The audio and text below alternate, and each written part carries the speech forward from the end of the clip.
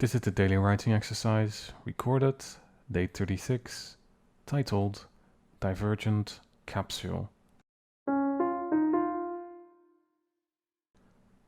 It is not going to hurt, is it? No, I don't think so. Yoshi turned his head towards Frank. What do you mean you don't think so? I don't know, Frank said.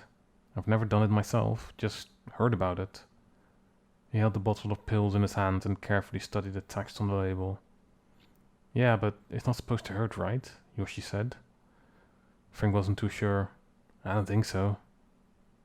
Have you ever heard of anyone, getting it wrong? Yoshi asked. Mate, Frank said, tired of Yoshi's questions. Just, chill. It will be fine. Thousands of people take it every day. I'm telling you, we'll be fine. But Yoshi wasn't too sure. He looked around the room as if to search for a proper excuse to not go through with it, but there wasn't any.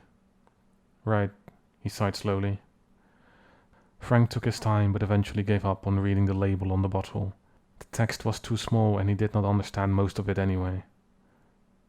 Wait a minute, Yoshi said. How can thousands of people take it every single day?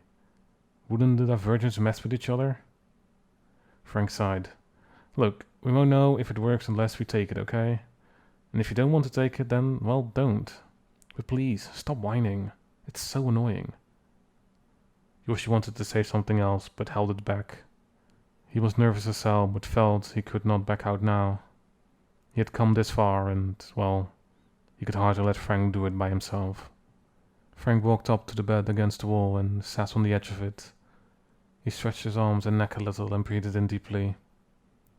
He let the air out after holding it in for a while and gestured to Yoshi to join him on the bed.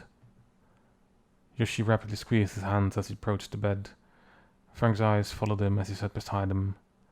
He nodded as he twisted the cap off the bottle and smiled to reassure himself and Yoshi of what they were about to do. Frank took out one of the white pills and handed it to Yoshi, but Yoshi refused and instead wanted to take one himself. So Frank handed him the bottle whilst he held on to the small white pill in his own hand. Yoshi shook the bottle a little, trying to get a pill from the bottom to come up to the top, and carefully took out one afterwards. Both men laughed at each other a little as both raised their hands to the lips. Both pills touched their mouths and soon found their ways onto their lips, as they were swallowed down into the darkness of their stomachs. Neither knew what was supposed to happen next. Frank hastily took the bottle of pills from Yoshi and screwed the cap back on, and placed the bottle on the floor beside the bed. He then straightened himself out again before sitting still on the edge, with his hands placed flat upon his knees. Yoshi wasn't too sure what to do either, and followed Frank's example. Together they sat silently on the edge of the bed as the pills began to dissolve in their stomachs, and their contents shot up to their brains. They both could feel the breakdown of the pill happening inside their stomachs. They could feel it dissolve and liquefy and find its way into their body. It was as if they were there themselves, traveling at the speed of light towards their brains in a process that felt quick, but simultaneously took about 10 minutes or so. When the substance found their brain and began its divergent process, both Frank and Yoshi were scared. They were scared to death as their old lives flashed before their eyes, and a newer, better one was constructed. Soon tears started to flow down from their cheeks as the divergent capsule began to do what it was supposed to do.